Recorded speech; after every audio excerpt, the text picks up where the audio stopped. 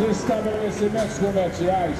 Venha para a porta do seu estabelecimento. Os usuários do transporte coletivo de Belo Horizonte chegaram à seguinte conclusão. Eu estou com 54 anos.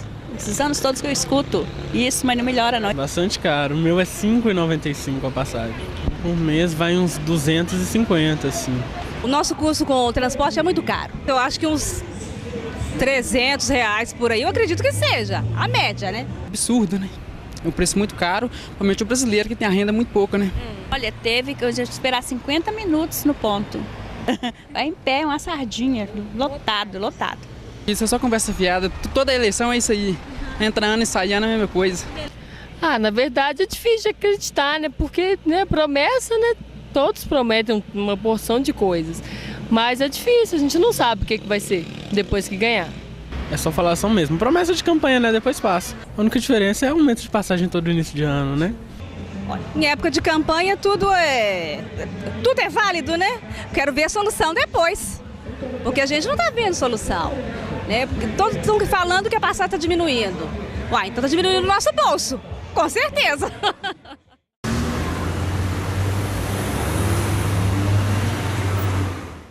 Promessas para a melhoria no transporte coletivo sempre serviram de tema para se chegar ao pleito. No plano de governo lançado pelo atual prefeito e candidato à reeleição Márcio Lacerda na última sexta-feira, não foi diferente. 45 propostas foram viabilizadas para a mobilidade de Belo Horizonte. Mas para o presidente da ONG SOS Mobilidade Urbana, José Aparecido Ribeiro, assuntos como esses só ficam no papel. O transporte coletivo de Belo Horizonte, 92% dele se dá em carrocerias de ônibus.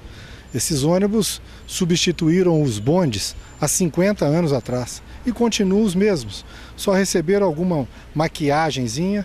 Um estudo levantado pelo Instituto de Pesquisa Econômica Aplicada, o IPEA, com base nos dados do Instituto Brasileiro de Geografia e Estatística, o IBGE, apontou o quanto o brasileiro gasta com seu deslocamento diário. Segundo a pesquisa, no Brasil, o valor chega a 15,23% da renda familiar com despesas de transporte. Em Minas, o percentual retira do salário do mineiro 14,29%, equivalendo a uma retirada mensal de R$ 628,75 de uma renda média de pouco mais de R$ 4.000. Para Ribeiro, não é atrativo para os mandatários, como também aos próprios governantes, a melhoria no transporte da cidade. Existe um contrato em vigência de 20 anos.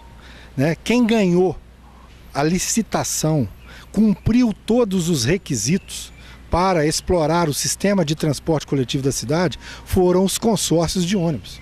Fizeram investimentos pesados, nós não estamos falando de brincadeira, nós estamos falando de 10 bilhões de reais. Então essa conversa realmente de que vai mudar da noite para o dia é uma falácia, né? É promessa que não pode ser cumprida. Segundo o presidente, quem sai prejudicado com o sistema deficitário é a população, que arca com altas tarifas, falta de opção e ônibus cada vez mais lotados e sucateados. O Brasil é um dos poucos ou um dos únicos em que o transporte coletivo é explorado, é uma concessão e não um direito do cidadão e um dever do Estado. Para que ele fosse melhor, o modelo precisaria mudar, precisaria ser parte substancial, eu diria 50%, subsidiado pelo poder público. Segundo o especialista, a solução viável para o momento não seria o metrô, e sim o monotrilho. O metrô é um dos, é o que a maioria das pessoas desejam, querem, mas não é o mais recomendável, por incrível que pareça. Por quê? Porque ele é muito caro. Ele é muito caro de ser construído e demorado de ser construído. Olha, o monotrilho é uma decisão política. Custa 1/3 do valor do metrô. Constrói-se muito mais rápido, a primeira linha ficaria pronta em 1 ano e 8 meses, não há alteração nenhuma de preço de passagem, né? O prefeito você tem que perguntar para ele por que o monotrilho não sai do papel. O monotrilho pode ser uma solução, mas ele é uma discussão técnico-econômica, porque quando você faz transporte de massa, você precisa calcular quantos passageiros vai transportar por dia aquele modal. Então você calcula quantos reais por quilômetro você está investindo. Então essa é a conta que precisa ser feita. Ela tem que ter viabilidade. É preciso que seja atraente, inclusive, para investimento em parceria com empresários, porque o investimento precisa de ter algum retorno. Então o monotrilho ele não é de grande capacidade de transporte, é caro. Belo Horizonte tem uma topografia que não é, digamos, atraente para monotrilho, tem muita elevação, mas ele sempre entra nas análises quando nós fazemos uma avaliação de um determinado trecho, como foi o caso da Savassi-Belvedere, que nós analisamos todas as possibilidades técnicas e o metrô ganhou disparado.